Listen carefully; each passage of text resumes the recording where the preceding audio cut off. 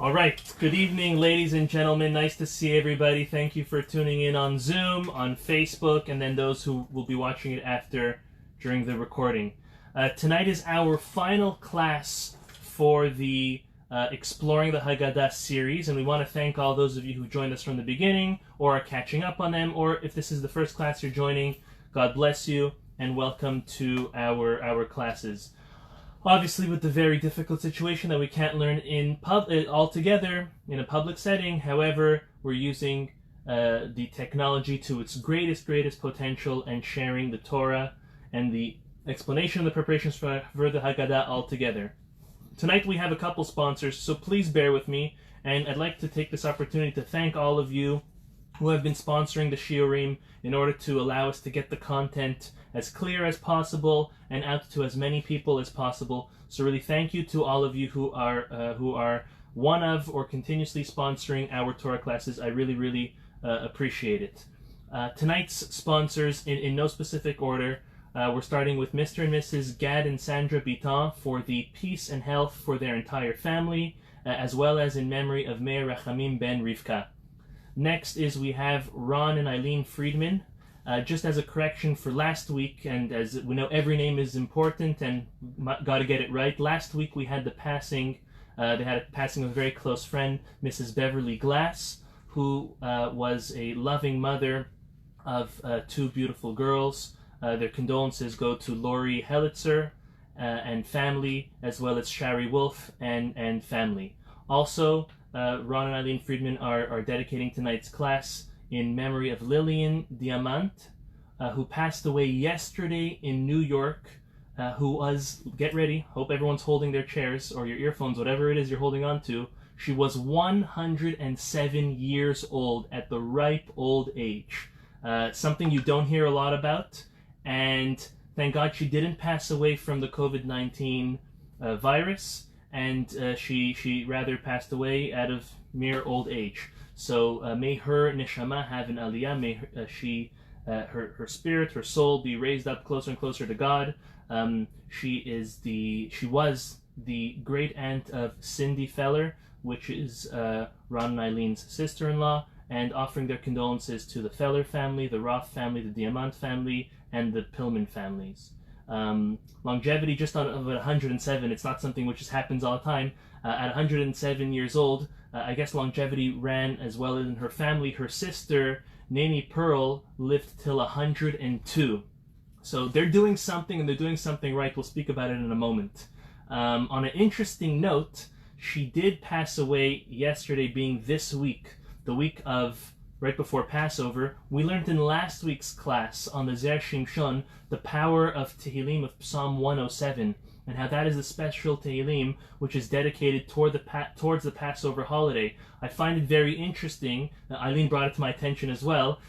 Very apropos, very meaningful that she passed away a couple days before Passover at the same age as King David's Psalm. Something very important to note. Next sponsor, Mrs. Suzanne Ben Lolo, my wife's grandmother, who is offering Birkat Kohanim, a very special blessing to all of her children, grandchildren, and great-grandchildren living, whether they be in Florida, Houston, Jerusalem, or Montreal, as well as to her family in Toronto.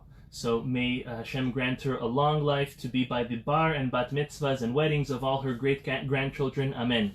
Next is David and Ingrid Edery, in memory of their parents Moises and Mercedes Edery, as well as Mrs. Vicky Kalfis. May they all of their neshamot have an aliyah, amen. And also for an easy, healthy, and safe delivery at the right time for their daughter Malka, amen. David. Next, Jonathan and Alana Castiel, for an easy, healthy, and safe delivery for Elana Yochevet Bat Yael. May she have an easy delivery at the right time, amen. Next is Ephraim and Sarah Elimelech, in memory of Ephraim's brother Berto, amen. Adam Reichenberg, in honor of his parents Barry and Elisa Reichenberg, as well as in honor of his grandparents, amen. And last but not least, my parents, Moshe Chaim and Sigalit Laredo, are dedicating also tonight's class in memory of Rabbi Aryeh Leib Berkowitz, just on that note, before we start the class, Rabbi Aryeh Berkowitz passed away yesterday also, or the day before. He was 98 years old, and he was the father of my Rebbe, Rabbi Yitzchak Berkowitz. He passed away at a ripe age of 98. Today we were 170 alumni from the Kollel, from the Rabbinic University, who were all on one Zoom meeting where Rabbi Berkowitz delivered his eulogy and spoke to us about his father. And I just wanted to share two very important points, something which is so powerful. And may his merit and be a merit unto us all at the same time. My Rebbe, Rabbi Berkowitz, who was my Rosh Kollel, but today he's the head rabbi of Esher Torah Global, he told us that something so special he learned from his father, and that his father, two very special things. Number one, was always happy. He taught his family how to always be happy, and as the way Rabbi Berkowitz says it, simchat chaim, just happiness for life, being happy with everything. He says that when he was a child, he grew up so poor he didn't even understand what poverty was. He grew up so poor. It was so hard for them, but he never even felt it. Until he got older, until he was a teenager, he didn't even know how poor he grew up, because the house was infused with tremendous amount of joy and happiness. Just to show you how much happiness really can do and give security and just make everything go for the best. So that was one very important thing. Second thing is that his father always ran away from disputes, ran away from machloket. And he ended off by telling us, the Chafetz Chaim says that health or living a healthy lifestyle does not guarantee longevity. You know what guarantees longevity? Being happy. Being happy with what you have, being happy with your relationship with Hashem, always growing in it, and just having just simple, plain old joy and happiness. So may we all have the merit to really infuse ourselves with happiness during this holiday. Every holiday is Zman Simchatenu, even though it's really for Sukkot, but everything is revolved around Yetziat Mitzrayim, the Exodus of Egypt. So may this holiday also bring us all a lot of happiness, joy, protection, salvation, B'ezrat Hashem, that our synagogues, our schools will be back open, our businesses will be back open, so we could all go back to regular life. Hopefully we all are getting the messages God's sending us, learning them, growing from them, and carrying on B'ezrat Hashem. Okay, we're about to start with tonight's class.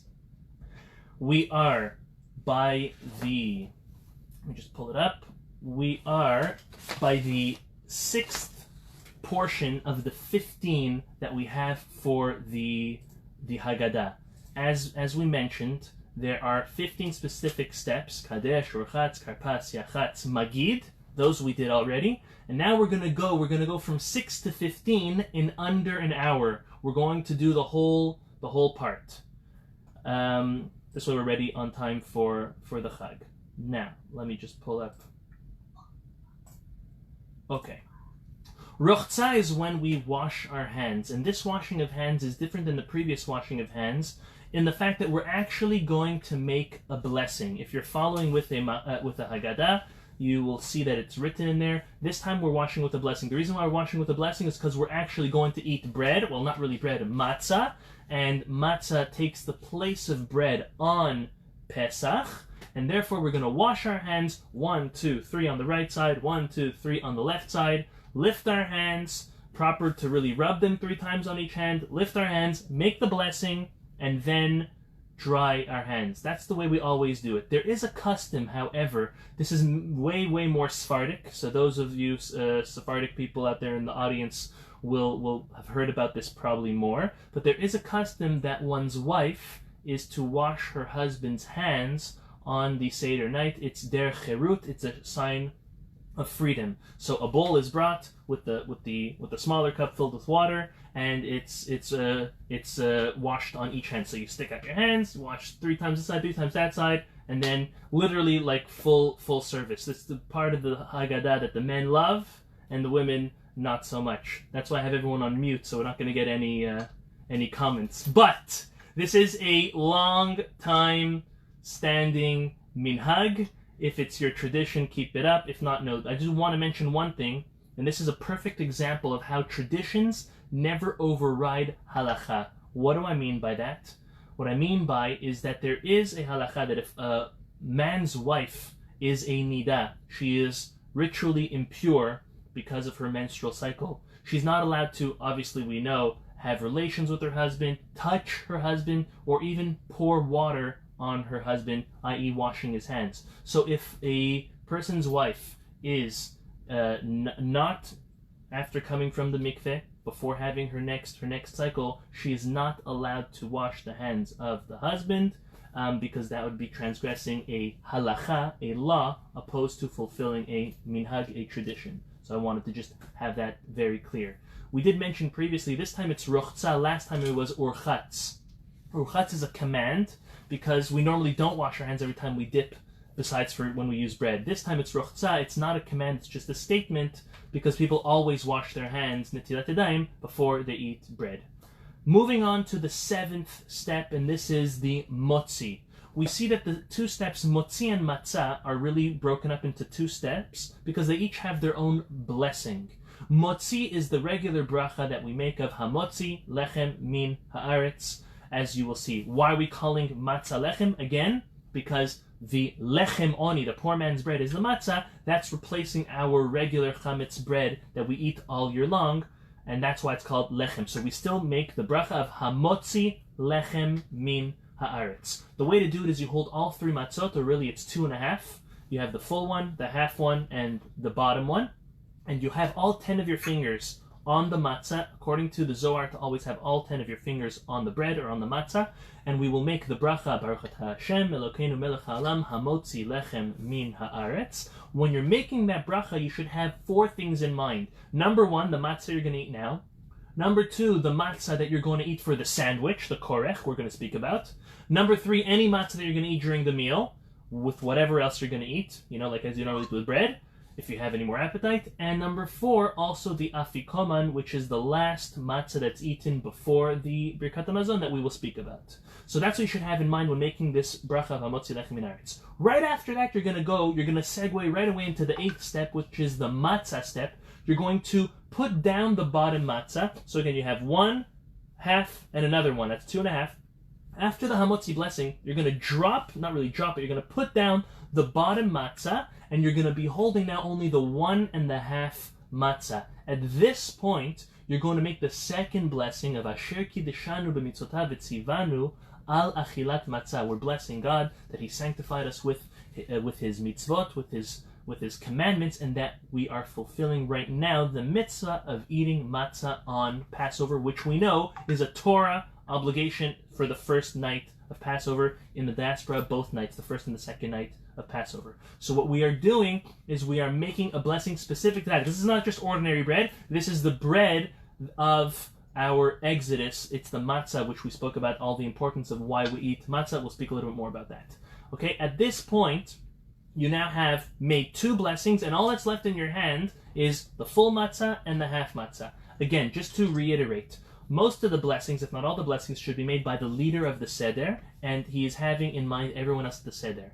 Or some others have a tradition that every single person at the Seder has their own 3 matzot and has their own Seder plate. Either way works. I'm just giving you the example of someone leading the Seder, what they're supposed to do. At this point, they're having the 1.5 matzah in their hand, and then they're going to take 30 grams from the top matzah, which is 1 kazait, 1 olive's worth. Now, not a little olive, it's obviously a bigger olive, 30 grams worth. And then you're going to take a kazait, 30 grams worth of the cracked matzah, the middle matzah. The leader of the service, ideally, the proper is to eat both pieces, 2 kazites. So that's 30 grams and another 30 grams. We've spoken about this before. In order to make sure you have your grams right, you should have a scale either beforehand to measure out how much whichever type of matzah, based on the thickness and the size, you will need to use to get 30 grams, or you can even use it if it's not electronic, such as this one, on the holiday. You take it like this, you put it on, and you make sure that it's by 0, and then you check until you have 30 grams. That will give you 1 kazait.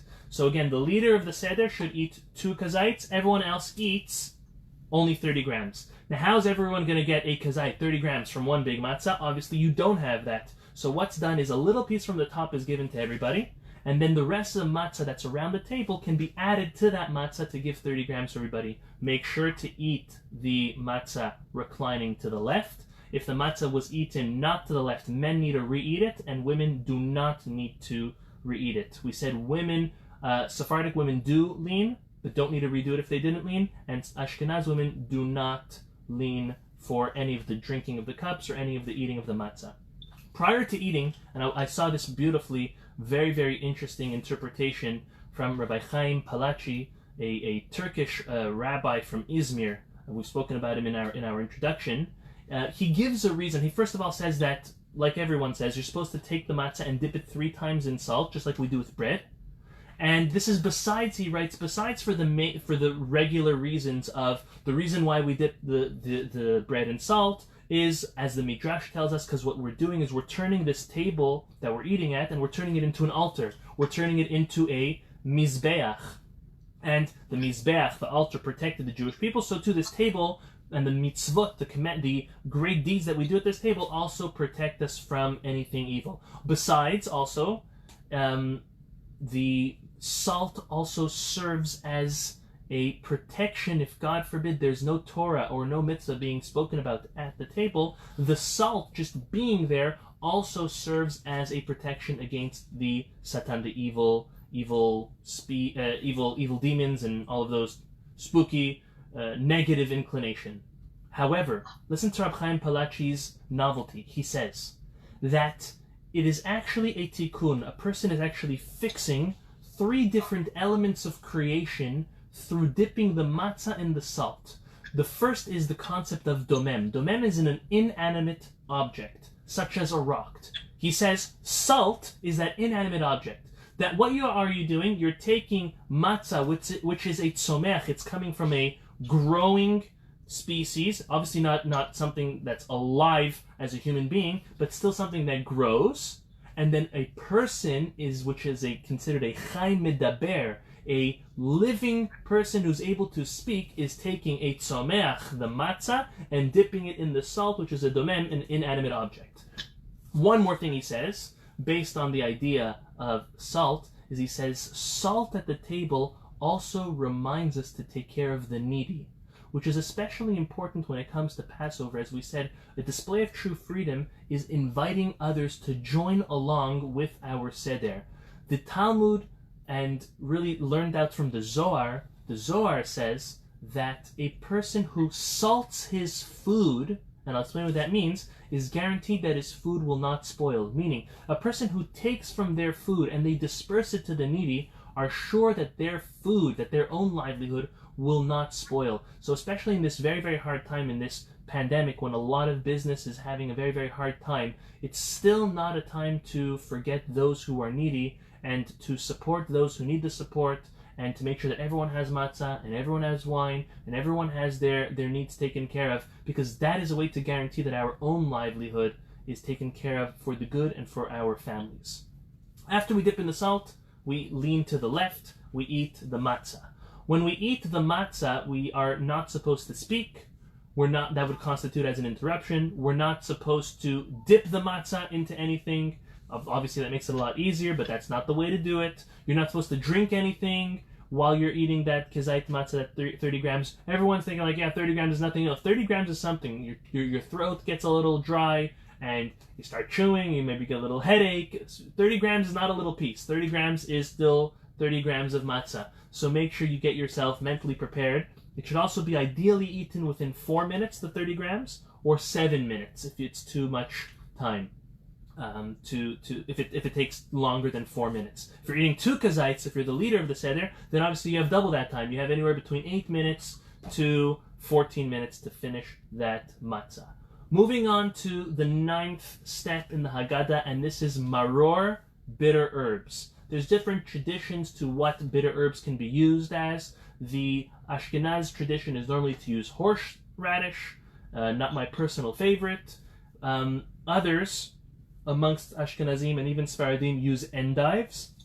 Endives is something which is bitter, but not as bitter as horseradish. But the majority, or a vast majority, of Sephardic families use lettuce, specifically romaine lettuce. And that, even though it's not super, super bitter, still constitutes as maror. It's very important that we check the vegetables that we eat before the seder, just like all other times that we eat vegetables. It would be such a shame, as the Ben Ish Chai and others mention, to eat romaine lettuce or endives or any type of other vegetable that has bug issues. It would be such a shame to be fulfilling such a beautiful and auspicious mitzvah, but foregoing some basic halachot, basic laws on making sure to have clean vegetables, bug-free vegetables. So make sure you know how to clean the endives. Endives are easier than romaine lettuce. Endives, you soak them in water and soap, take a brush, you brush them back and forth, take a quick peek, you're good. When it comes to romaine lettuce,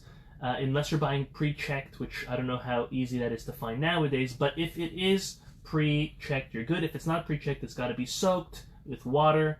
That still doesn't get rid of the bugs. Even eating dead bugs is a problem. They got to be brushed, they got to be checked, and make sure that there's nothing left. You got to know what you're looking for. Raising them in the light, whether it's a light bulb or out by the window, is a great way to check your vegetables for bugs. I just wanted to mention that. When it comes to the romaine lettuce, again, you should pull out your scale. You can do this before the holiday or on the holiday if it's not electrical, and 27 grams of whatever it is you're going to eat, whether it's endives or romaine lettuce, is the amount required to eat for the maror. So everyone's going to take 27 grams of whatever bitter herbs you're using. You're going to dip it in the charoset.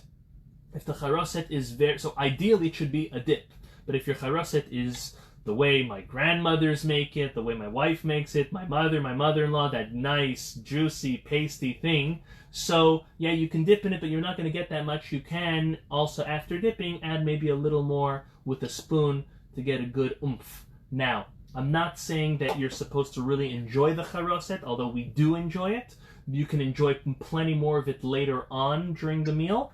But the charoset, again, is to remind ourselves of the bitter, of all of that hardship and the torture of the bricks and mortar that the Jews endured when they were building the pyramids and the cities for the Egyptians.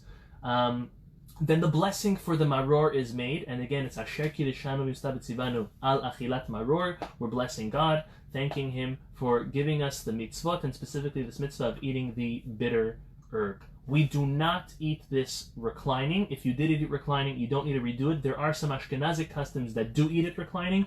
However, the Sephardic tradition is not to eat it reclining because it's show of bitter. We only recline when it's a show of freedom, royalty, and dignity. And that's why there's no reclining for the eating of the maror. One question that is asked is, why do we not make a blessing on the eating of the charoset? Right? We make a blessing on the maror.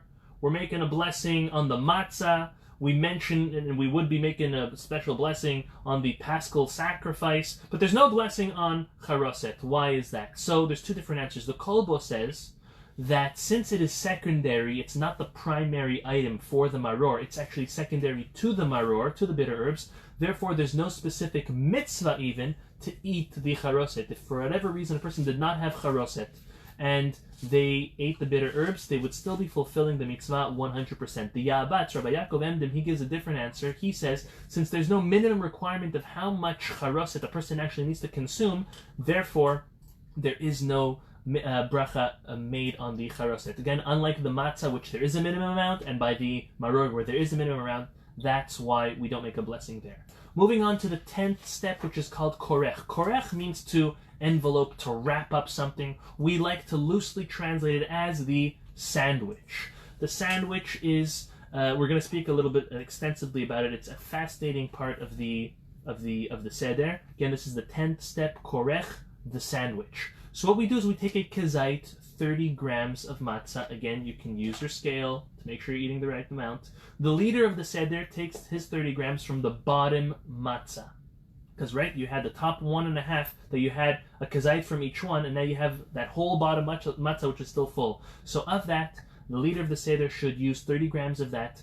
Take it, and once you have the 30 grams, cut that in half, because it needs to be a sandwich. The proper way to eat it. It is actually a dispute amongst the halachic authorities. If a person just made it like a pizza, meaning you put matzah, and then you put charoset, and then you put bitter herbs on top. If you eat it like that, if you even fulfill this obligation, the proper way to fulfill this obligation is matzah and charoset, maror, and then more matzah, to literally make it like a sandwich, to fulfill the concept of korech, which like to wrap it up, as we will soon explain exactly what that means. This we do eat reclining to the left. Again, if it was not eaten to the left, if a person can re-eat it and will not be grossly sick over it, they should, except women do not need to re-eat it. Household members can take a small piece from the bottom matzah and then obviously supplement it with other matzah at the table. No blessing is made for the korech, except there is a statement which is said, and I quote it to you. The statement is, Zecher lamikdash. We are eating this korech to remind us of the temple. Kehilel hazaken, as Hillel, the famous Hillel and Shammai, as the elder Hillel would do. Shehaya, this is what he would do. Shehaya korchan ve'ochlan bevat achat. He would wrap up all these things. Which things? He actually lived in the time of the Second Temple era. He saw the Bet HaMikdash in its glory. He brought paschal sacrifices. So what Hillel would do, a little different than us, is he would take matzah, he would have maror dipped in charoset, and he would have the paschal sacrifice, the Pesach lamb, in there with a good sandwich, like the way it should be. He used to do this on Pesach in order to fulfill in order to fulfill the verse that says Al matzot umrorim yochilu, that the paschal sacrifice was eaten along with matzah and bitter herbs. This is what Hillel would do. We have to unfortunately eliminate the idea of adding meat to the sandwich, because we do not have the opportunity to bring a paschal sacrifice. We do not have the temple, so we do not eat the meat in there. But we still eat whatever is left in it, and that's the matzah, the bitter herbs, and the charoset. There's no blessing made. So just this line is said. This line is said, and then it's eaten. The sandwich is eaten, reclining to the left. Why did Hillel come up with this idea of putting the matzah and the maror and the charoset all together, and the Pesach sacrifice? What does it symbolize? Why would he have done this? So we're going to give 5 different answers. I'm going to explain each and every one. And then we're going to give a 6th, which I think you're going to tremendously appreciate.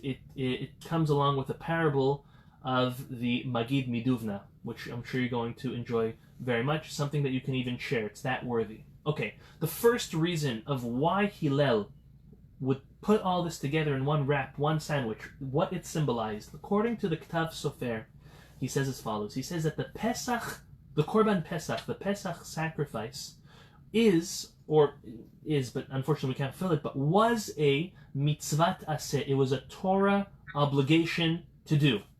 And unfortunately, if it was not fulfilled in the time of the temple, a person would be chayav karet. They would be liable for the heavenly punishment of karet. Karet is, unfortunately, a spiritual disassociation with God and the rest of the Jewish people. Only the very, very severe transgressions made warrants a person the very, very severe punishment of karet. Now, it's interesting to note there are only 2 positive commandments which warrant a person karet. Number 1 is not eating the Pesach sacrifice, and number 2 is not circumcising one's own son. The truth is, it's a dispute. Is it on the father's omen? It's the father's transgression, or is it the child's transgression when they become a bar mitzvah? However, those are the only 2 positive commandments that a person gets karet for. There are multiple other ones that are negative commandments that if a person does, they get karet, which is the highest form of punishment. It's a divine form of punishment. And therefore, listen to the way that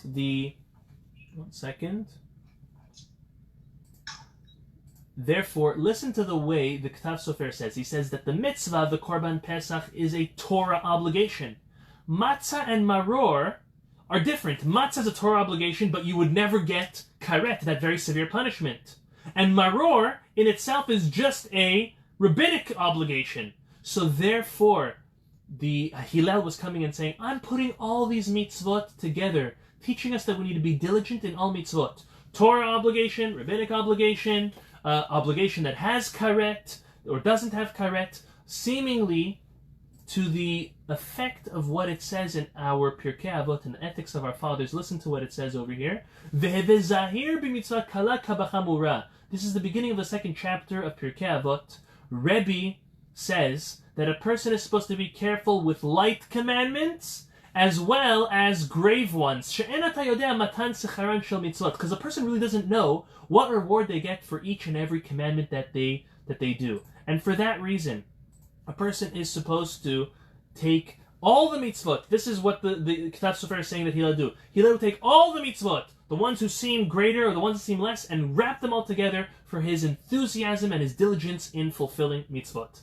The next reason why Hillel would wrap all of these different foods together and eat them, the Alshich says that the matzah and maror remind us of the slavery, as we know, and that one should not forget, even when they're on the top, even when life is good, a person should never forget their trying times and where they came from, even for the Jews in their time of the Korban Pesach, their Pesach sacrifice, and as us as well as Jews living today, we should never forget our hard times. We shouldn't let them bring us down, we shouldn't be depressed over it, but we should always remember those times, and they were used as opportunities, as growth, hopefully.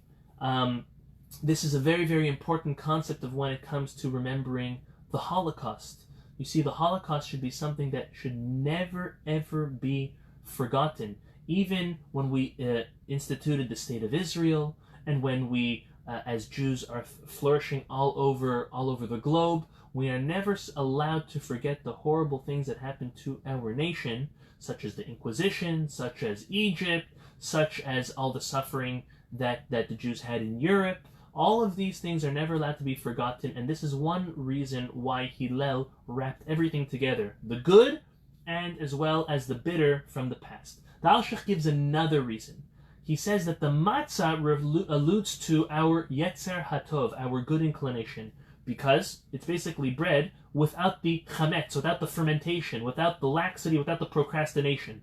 And the maror alludes to our yetzer hara, our evil inclination, because maror, bitterness, unfortunately, that leads towards depression, it leads towards sadness, and what the Alshich is saying that Hillel HaZaken would do is he would wrap them all together, alluding to the obligation to serve God with both of our inclinations, our positive inclination, which is obvious, and our negative inclination to force it to even serve God. This is seen as in the Talmud Brachot, page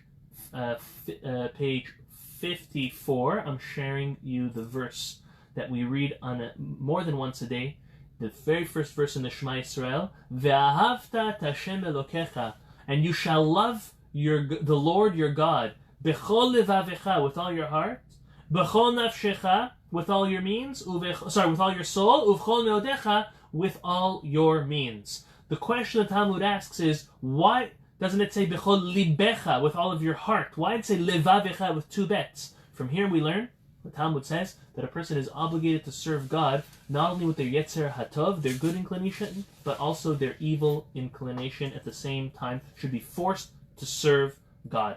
And for those reasons, the Alshich says Hillel would put everything together. I'm going to give two more answers. The Maaseh Chiyah says that wrapping something up is a sign of humility. And listen to how beautiful this interpretation is. One who's truly, truly humble is able to wrap up all different types of people. Big people, small people, wealthy people, poor people, smart and wise people, and people who are less fortunate or not too bright. And put them all together and feel in some way that they are all superior than you in one way or another. And that is something that by wrapping all those people up, you are feeling humble because those people do have some superiority, something great, something that you could learn from each and every one of them. And that was Hillel's idea by wrapping everything up together, because the idea of wrapping does promote humility. Another answer given by the Shimru Dat, it's an interesting Haggadah, that says that it was specifically Hillel HaZaken who would do this. And then people learned from him. Why Hillel? So listen to a beautiful thing. We learned at the end of the tractate Brachot, page 60, that Hillel would teach his household members to never ever cry out for help. And the reason for this is because they should always say Gam zu letova, that he learned from his Rebbe. Rabbi Akiva's Rebbe was Nachum ish Gamzu. He learned from his Rebbe that you should always say whatever happens is for the good. If God sent it, it must be for the good. So listen to how this answer plays out. What does the Pesach sacrifice allude to? To redemption. To God passing over the firstborns in Egypt and not slaying them with the rest of the firstborns. The matzah reminds us of the poor man's bread. And the maror reminds us of the bitterness and the slavery that the Jews had in Egypt. Hillel is teaching us that if one wants to thank Hashem, you have to thank Him for everything. You have to thank Hashem for the good and also what seems like it's not so good. Being cooped up at home, being away from everybody, spending the Seder very, very alone or in a small group seems horrible. You know what Hillel HaZaken taught us? That you have to do everything for the good.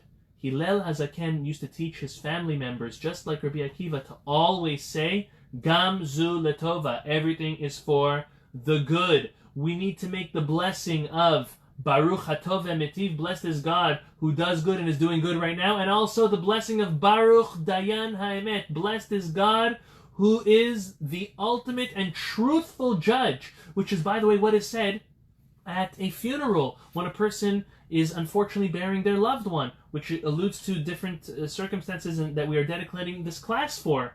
And therefore, Hillel is putting all this together, the bitterness and the suffering as well as the redemption, to remind us that when we thank God, we have to thank God with a complete heart for the good that we see and for the things which don't seem so good, yet we ultimately have to believe that it is all for the good.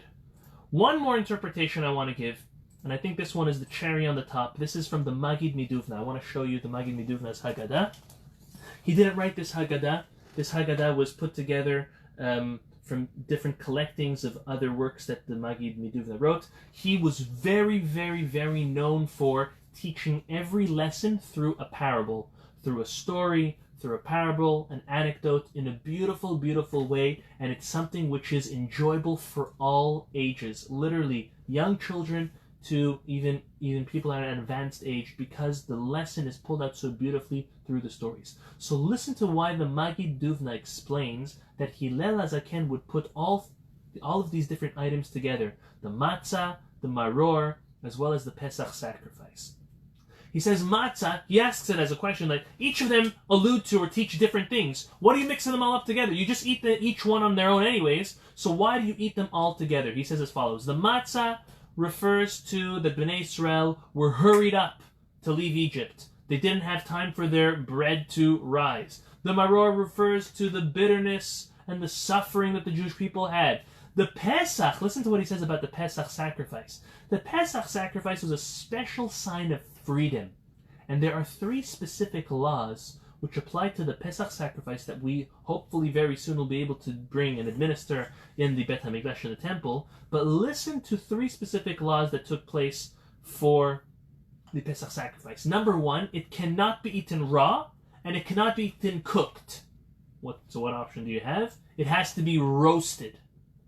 Roasted is the only way one is allowed to eat the Paschal sacrifice. The reason for this is because, unfortunately, poor people eat raw meat or cooked meat. It's a sign of wealth and freedom, dignity and royalty to eat roasted meat. That's number 1. Next, you're not allowed to break a bone even after the animal was slaughtered, even in the middle of your eating and your serving of the Paschal sacrifice. You're not allowed to break any of the bones. Why? Because poor people break bones to get to the meat.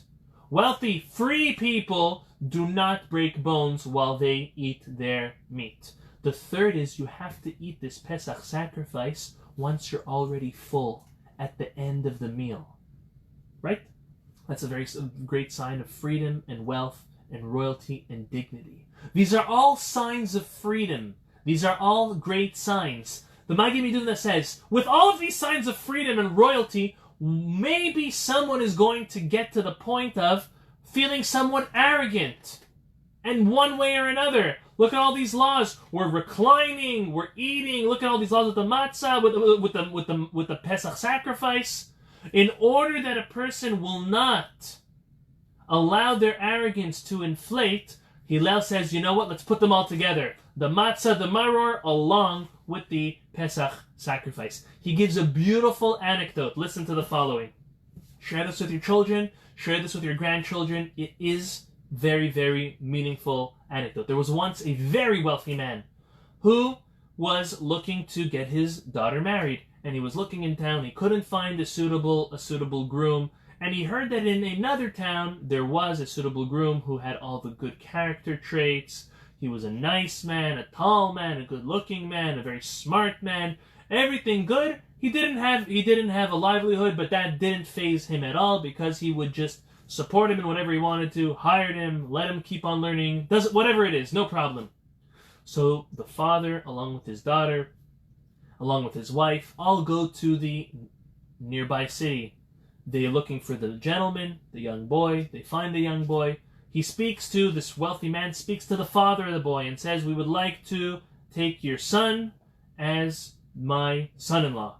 Well, he says, okay, I don't know who you are. He told him who he is, very prestigious, yada da, trumpets blowing, the whole shebang. Very nice.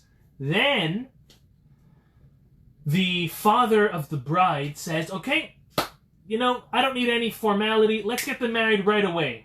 So the father of the groom says, wait, we need to prepare. It's our son. We want to prepare a nice wedding, a nice ceremony, a reception, the whole thing. The father of the bride said, listen, we're in a rush. We have a lot to do. Let's just do it as quick as possible, and we're going to take him home with us. The father said, listen, your standards are higher than ours. If you're able to compromise, so are we. That's what marriage is all about, compromise. Okay. They do it. They do the wedding. The wedding was very nice, quick. The food was like literally roasted meat, food, salads, all the different things. Okay. And at one point, the groom, who was young, sees his father-in-law tell one of his servants, go and take the groom's old clothes, pack it up for me in a bag. And he saw the servant bring the clothes to his father-in-law in a bag. And before it was even packed up, you know what the groom did? Very sleek. He took a piece of the bread that was served at the wedding, and he shoved some in his pockets, in the pockets of his old clothes. That clothes was folded up and put in a bag. Lo and behold, the father-in-law was very smart. The son-in-law was smarter, you'll see. But the father-in-law was very smart. And some months passed. And like every newly married couple, it's a matter of days, weeks, months. I wouldn't even say years. Until there is a nuclear explosion. That's fine. They get into a fight. There's war. They make peace. And everything gets back to normal. The father-in-law took this very, very seriously. There was such a fight that was uncontrollable. I guess he wasn't patient. It was his baby, his daughter, who could ever harm his daughter? So he summons the son-in-law and he says, my dear boy, have you forgotten where you've come from? And he pulls out of his drawer a bag. He pulls out the boy's old clothes, ripped clothes. The guy's been living the life ever since he's been married. Dressed in silk and name brands, not having to sweat or work too hard. He pulls out his old, ripped, sweaty clothes, and he chucks it at him. He says, have you forgotten where you've come from? So the boy says, let's see what's in the pocket over there. And he pulls out some matzah. Matzah? Who serves matzah at a wedding? And the father-in-law understood very clearly what the message was. You see, as lucky as the boy was to be saved from his horrible fate or his poor life, given all this majesty and glory, but the father-in-law himself was in a hurry to take him. The proof was, they didn't let them prepare for the wedding. They didn't even let them bake bread. They ate matzot. The nimshal, the lesson, the Maggid Meduvna says is the same when it comes to Pesach. You see, with Pesach, there's a couple different ideas getting thrown around. On one hand, there's the idea of our redemption. That's the Pesach sacrifice. There's another idea of our maror, our bitterness, and all that's put together. We understand. But what's the matzah there for? He says the matzah is there to remind us that God took us out in a hurry. You know what Hillel's intention was? Hillel's intention was, God, you have blessed us. You have saved us. We were so bitter. It was so hard. You gave us the Pesach sacrifice. You spared us. You gave us the salvation. But don't forget, even if we wrong you, Hashem, even if we wrong your Torah, please don't forget that you took us out in a hurry, that you were so enthusiastic to take us as your nation. So this is why the Maggid Meduvna says that we eat all of this together, this whole sandwich together, the matzah, the bitter herbs, and hopefully in the time of the temple, along with the Pesach sacrifice. Moving on to the 11th step of the Seder, and that is the Shulchan Orech, that is the festive meal. I want to mention a couple interesting points about the festive meal. Number one, eat well. We know that our wives, our mothers, our grandmothers have prepared tremendously and will prepare a lot for the holiday. So even though we need to stuff ourselves with matzah and all of those bitter herbs, this needs to, please remember to eat your meal properly. Let's just double check my number over here. I'm getting a signal.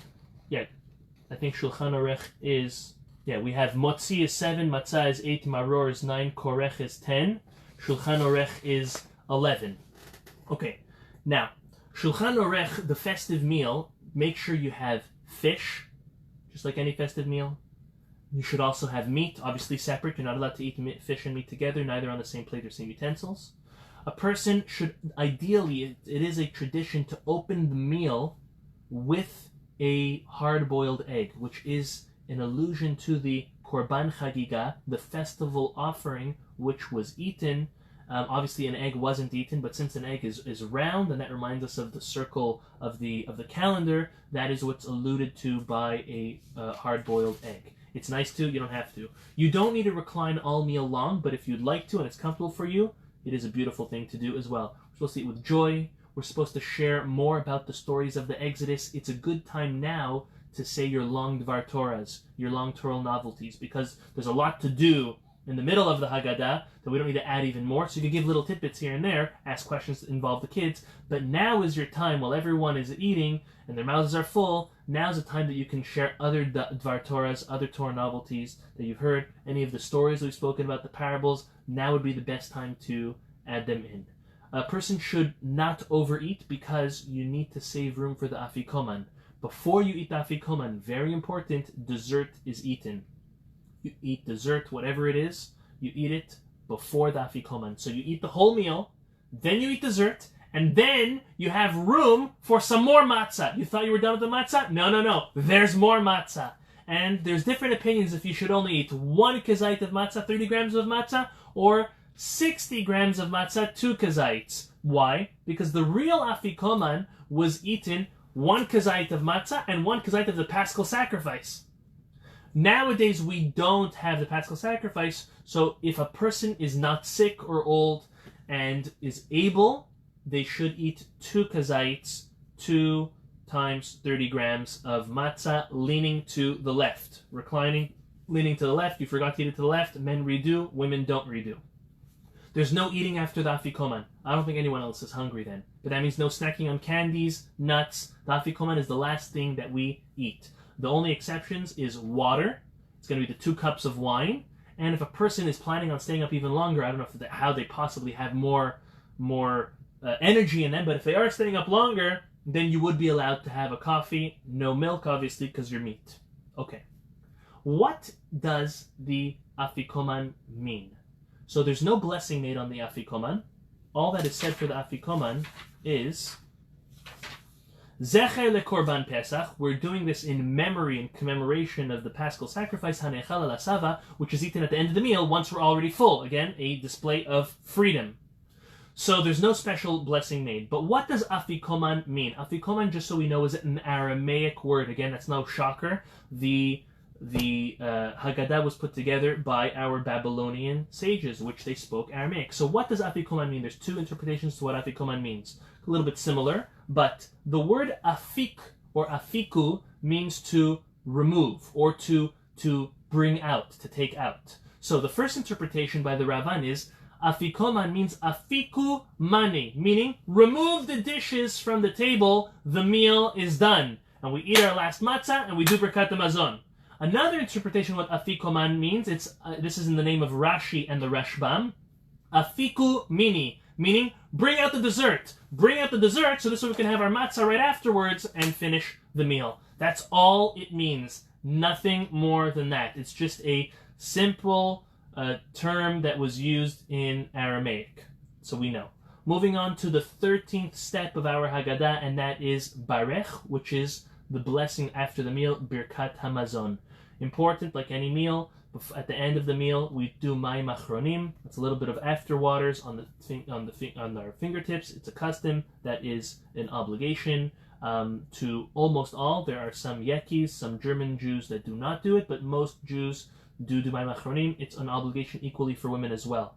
After Mayim Achronim is done, the cup should be washed, or before, either or. The cup should be washed, rinsed in and out, and then the third cup is filled for everyone. Like all the other filling of the cups, make sure that you fill someone else's cup and someone else fills your cup, a sign of freedom. After you finish the blessing of Birkat HaMazon, then you make a bracha of Borei Pri Hagefen for Sfardim or Borei Pri Hagafen for Ashkenazim, and you are going to drink the third cup. The third cup needs to be drunk leaning to the left, reclining to the left.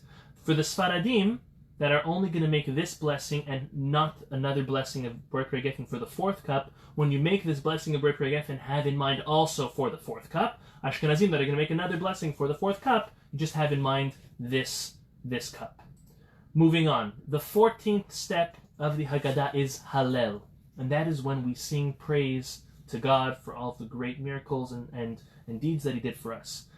Before the Hallel, we rinse our cups again, we fill them up for the fourth cup, again everyone filling each other up, and we raise the cup for the entire Hallel. We are praising God. Kos Yeshua Tesav Shem Hashem Ekra. As we explained in the earlier cups, we are raising this cup while we are blessing the name of God. That is the nice way to do it. The door is opened. Many have the tradition to open the front door. Before we recite the part of Shvocha Matecha Lagoim, God, just pour out your anger on the nations who oppress us and spare us. Why would the door be opened at this point? Two answers. The Rama gives an answer. It's in order that we publicize that we believe in God and we are scared of nobody. Our trust is clearly in God. And the Ravan gives a different answer. He says, because we are demonstrating that we are ready for the redemption, the Geulah, at any time. As soon as it comes, nothing's going to hold us back. We are ready to leave. Even the door is wide open. So there's no blessing made on this Hallel, just like the first part of the Hallel. Different answers why. First answer is because we actually made the bracha of Hallel last time before we washed our hands by Ga'al Yisrael, when we made that blessing. That was at the end of step 5, at the end of Magid. The Rashba says because we made the blessing in the synagogue, remember? And the Torah says you only make a blessing on Hallel when you say the complete Hallel. In the Haggadah, we split the Hallel, half before the meal and half now after the meal. After the Hallel is done, we read Psalm 136, which is called Hallel Hagadol. I'm not making anything up, by the way. You can follow all this in the Haggadah. So, if you want to keep up to date where we are up to. The Hallel Hagadol is read, and Hallel Hagadol is a beautiful praise where we are continuously praising God, and then we're saying Ki leolam chasdo, because God's mercy is everlasting. So the question is asked, why is Psalm 136 called Hallel Hagadol? The grand praise. So two answers. The Abu Draham says, since we're praising God, and God is referred to as Ki Gadol Hashem. Look at your screen. I'm sharing you what it says in the previous Psalm, Psalm 135. It says, Ki ani adati, for I know that Ki Gadol Adonai, that God is great, Va'adonenu mikol Elohim, and our Lord is more than all powers. You see how it says Ki Gadol Hashem? Because God is great, therefore it's called Hallel Hagadol, because we are reading the different praises of God. Another answer given by the Arizal is that there are specifically 26 praises in the Hallel Hagadol. Why 26? Because 26 is the name of God, Yud and Hey and Vav and Hey, that's the numerical value of God's name, obviously, and there's also 26 generations from Adam, from mankind, until the Exodus, or rather until God gave the Jewish people the Torah. How do we have that? We have 10 generations between Adam and Noah. We have another 10 generations between Noah and Abraham, so Abraham is number 20. 21 is Isaac. 22 is Jacob. 23 is Levi. 24 is Kehat, which is Moses' grandfather. Amram, Moses' father, is number 25, and Moses is number 26. 26 times we praise God in Hallel Hagadol, corresponding to the 26th generation to when the Torah was given. After the Hallel is sang, then Nishmat Kol Chai is sung like we do on Shabbat. Then the blessing of Melech Meulad Batishbachot is mentioned, and then the fourth cup is drunk, reclining to the left again, and this is the last cup. Ashkenazim will make a new bracha of Hagafin, Sfaradim won't. After the Gafin is made, after the fourth cup is drunk, then the Al Hagefen blessing, the blessing made after wine, is made, and everyone should have in mind the third and the fourth cups, that drinking, that you're making a blessing, the after blessing for those two. At this point, there is a tradition to fill up a fifth cup, and this is the cup of Eliyahu Hanavi, that we pour and we leave all night on the table in good spirit, that hopefully he will come and he will redeem us and bring Mashiach as quick as possible. The last step of the Haggadah, the 15th step, is called Nirtzah. Nirtzah literally is a prayer asking God that may our service find favor and be accepted by God. It's very, and at that point we are blessing and we're asking God, may we be worthy to celebrate Passover next year in Jerusalem, not just in Jerusalem on vacation, but with the Mashiach, with the Messiah. After this feeling, which some do say read a little prayer, some don't, it's fine. At that point, Shira Shirim is sang. King Solomon's Songs of Songs is sang at this point. The reason is because most of it is speaking about the Exodus and the giving of the Torah. And there are other songs, have different traditions. Chad Gadya is sang, Echad Miodea is saying. All of these allude to the greatness of God and the wonders and the miracles of God. With this, we have finished the Haggadah. Obviously, I didn't share everything there is to share on Haggadah, but we did spend 7 hours, 7 classes, going cover to cover the Haggadah with all of the laws and the halachot. So, I'm going to pause the recording, and then I'm going to unmute anyone who would like to join in. While we have a lot of people today. Nice to see everybody. We're going to have anyone join in and ask any questions, because this is your last. And before, I'm going to have a couple announcements, and then we're going to have some questions. 1 second.